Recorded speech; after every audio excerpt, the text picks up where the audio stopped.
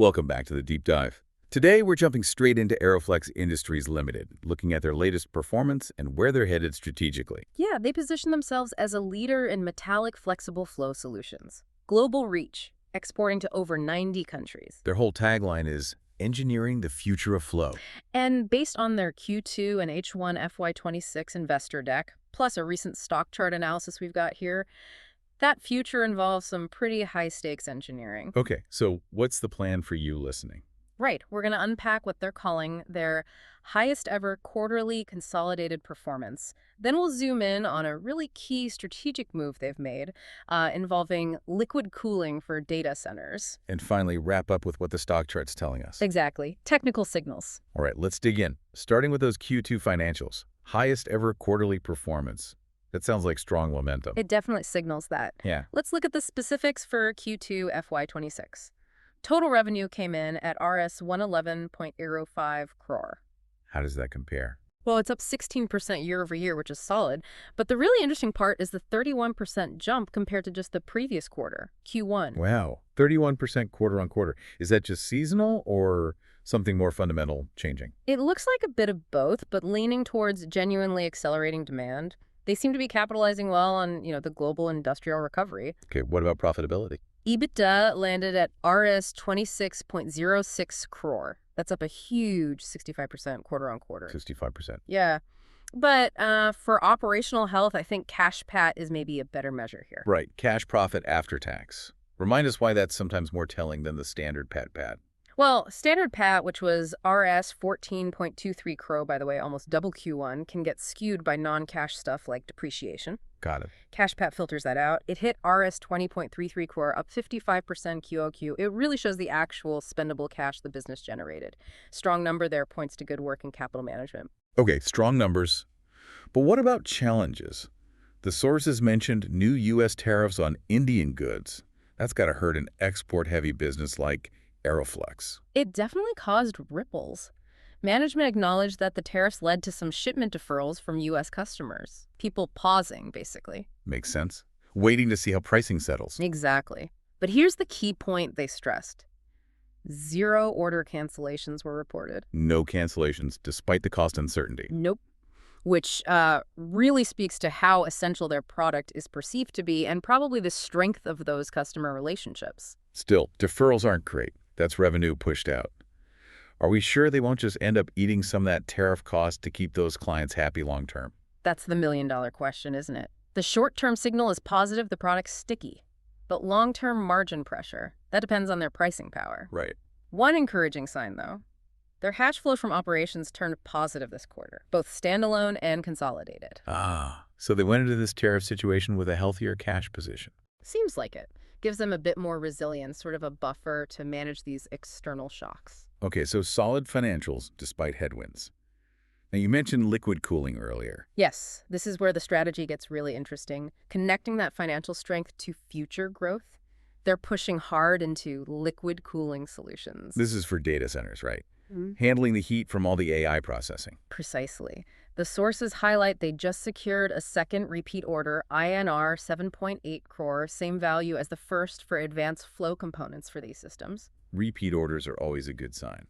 Shows the customer's happy. Absolutely. And you have to see the context here. This isn't just any customer. It's part of a long-term deal with a massive, publicly listed U.S. corporation valued over USD 50 billion. 50 billion. Okay, so this is a major partnership. It is. Aeroflex is essentially embedding itself into the core infrastructure build-out for data centers and AI.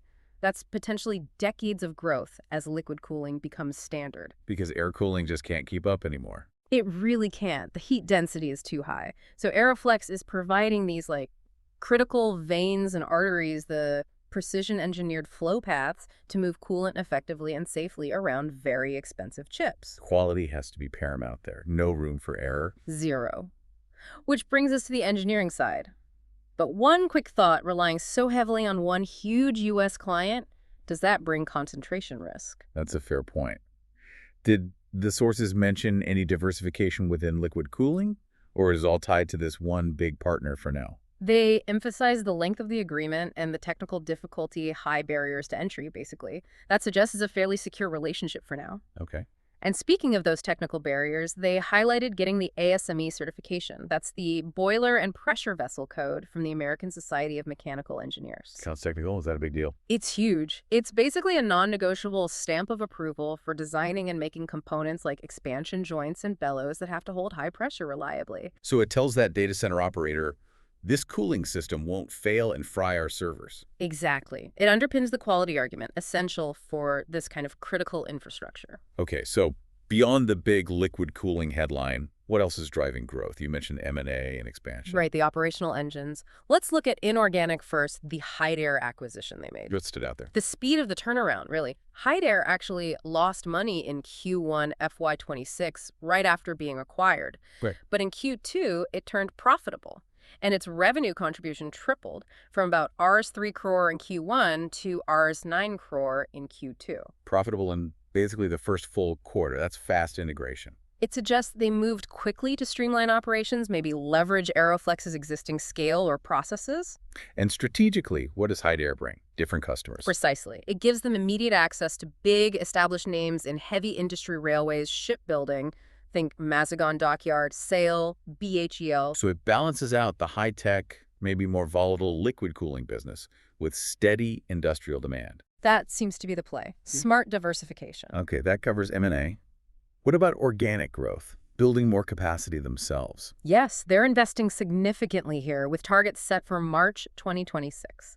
It's not just doing more of the same, it looks like a strategic shift in their product focus, too. How so? Well, they are expanding their core product, SS flexible hoses capacities, going up from 16.5 million to 20 million meters a year. Standard stuff. Right. But the big push seems to be in metal bellows. They mentioned different sizes, right? Yeah. From huge ones down to tiny ones. Yeah, think about the application. The large ones, 50 millimeters up to 3 meters in diameter, those are for heavy industrial use. Pipelines, power plants, ships, absorbing vibration, handling expansion. Okay. They're more than doubling capacity there, from 120,000 pieces to 300,000 annually. A big jump. And the tiny ones. That's the new product focus, miniature metal bellows. We're talking 10 millimeter to 50 millimeter diameter. Planned capacity is 240,000 pieces a year. Wow, that's small. What are they used for? They called it high dynamic applications. Think robotics, sensitive instruments, aerospace controls places where you need very precise, repeatable, reliable movement or sealing in a small package. So big bellows for the shipyard, tiny bellows for the robot arm, or maybe even space tech. Exactly. They specifically mention targeting space and aviation, robotics, electronics, semiconductors, and interestingly also hydrogen gas applications. Hydrogen. That's a whole new growth area. It is. So the picture is integrate the acquisition for industrial stability while heavily investing in expanding capacity for both existing large-scale needs and these new high-tech, high-dynamic applications. Okay, a clear growth strategy on multiple fronts. Now let's pivot. For those of you tracking the market itself, what's the technical picture look like? We've got chart analysis from October 29th, 2025. Right. Let's look at the price action after all this news. The price then was 184.53. The key thing the analysis noted was a recent breakout above a resistance level around 178. So breaking through a ceiling, what do the moving averages say? Okay, the 50-day moving average, the shorter-term trend, was around 178. That was actually below the 200-day average, the longer-term trend, which is around 181. Short-term below long-term usually means What? a downtrend or a consolidation. Correct. It indicates the stock was in a bit of a bearish phase before this recent move, but now the price has pushed above both of those averages. Which is generally seen as a bullish signal. Yes, it's what technical analysts look for as a potential sign that the trend is flipping from bearish to bullish. What about momentum, like the RSI? The relative strength index, RSI 14, was at 63.50. How should we interpret 63.50? Getting high. It shows increasing bullish momentum, definitely positive, but it's getting close to that 70 level, which is often considered overbought territory. Meaning it might be due for a pullback soon. A little bit of caution needed. Exactly. The market's enthusiastic, but maybe getting slightly ahead of itself. Worth watching. And volume. Did the buying volume support this breakout? The analysis said recent volume was just moderate. That's the piece to keep an eye on. Why is that? Because it noted that earlier price surges, back in June and July, did happen on big volume spikes. That suggests strong buying interest drove those moves. So for this current breakout to be really convincing, You'd want to see sustained high volume come in. Ideally, yes. That would give more confidence that this isn't just a short-term pop, but the start of a more sustained move higher. Okay, so summing up the chart. A recent bullish breakout above key levels. Momentum is strong, but maybe getting a bit stretched, and confirmation from higher volume would be ideal. That's a fair summary of the technical picture as of that date. All right, that brings us towards the end of this deep dive. We've covered really three main things: the record financial performance and solid cash flow. The really strategic move into liquid cooling for data centers, a massive growth area. And then the capacity expansion, hitting both traditional heavy industry through M&A and targeting these new high dynamic sectors like robotics and hydrogen through organic growth. And, connecting all this back, knowledge is great, but applying it is key. It raises an interesting point they also touched on regarding their environmental side. Oh, what was that? Well, while they're engineering all these flow solutions, they also mentioned commissioning a 750 kW rooftop solar project. And they described their production tech as zero emission. That's interesting. Aligning the industrial side with sustainability efforts. It leads to a final thought, maybe something for you to ponder. Aeroflex is making critical parts for, say, a shipyard's traditional heavy industry, but they're also making miniature bellows, potentially, for clean hydrogen systems. Right. Two very different worlds almost. So here's the question. Is their biggest challenge managing the engineering needs of that industrial past alongside the net zero demands of the future? Or is the synergy itself using their core skills to create these specialized components for new, cleaner tech like hydrogen actually the key to their long-term success? That's a great question. Balancing legacy and innovation while chasing net zero. A complex flow to manage. Indeed. A synergy worth watching. Thanks for diving deep with us today.